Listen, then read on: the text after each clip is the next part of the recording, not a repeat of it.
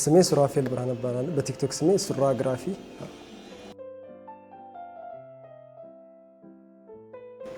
የ30 ቀን ቻሌንጁ እኔም አልሰማውም ነበረ። እሁድ ዕለት ነበር የሰማሁት ማታ። ጓደኞቼ ነግረውኝ ነው እንዴት ነው ምን ታስባለህ እንግባ ምናምን ሲሉኝ ኧረ እገባለሁ ብዬ ወዲያው ነው ደፍሬ የገባሁበት። በዚህ ቻሌንጅ የተማርኩት ምንም ነገር ሁሉም ነገር ቀላል ነው የሚለውን ነገር ነው የተማርኩት። ምንም የምፈራቸው የነበሩ ነገሮች ቀላል እንደሆኑ እነሱን የተማርኩበት።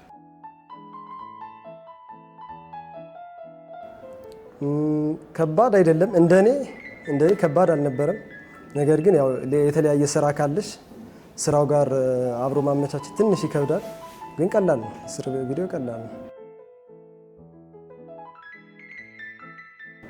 ቻሌንጁን በቃ አሁን 13ኛ ቀን ስደርስ ትንሽ ስራም ሲበዛብኝ ከጠዋት ከ1 ሰዓት እስከ 12 ሰዓት ስራ ቆይቼ ስገባ በዛ ሰዓት ፖስት ማድረግ አልችልም።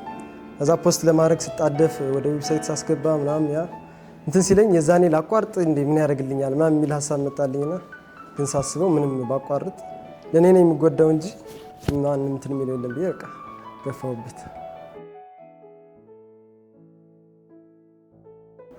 ማርያሉና እንጃ በአንድ ቃል ማርያሉና በቃ ጠንካራ ሴት፣ ብርቱ ሴት እንዲህ በደንብ ማርያሉና ቻሌንጅ ላይ በተለይ እንዲህ ካሜራ የሚፈሩ አሁን እኔ በጣም ነበር ካሜራ የምፈራው። እኔ ካሜራማን ሆኜ ካሜራ እፈራለሁ።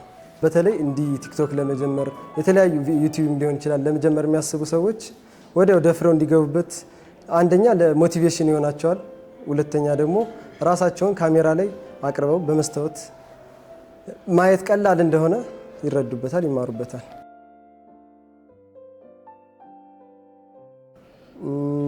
ብርቱ ወጣት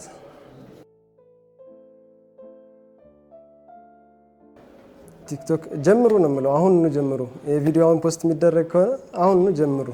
ይህን ቪዲዮ እንዳዩት ወዲያው ይጀምሩ። ካሜራቸውን አብርተው ጀምሩ ነው የምለው። ቀላል ነው ሁሉ።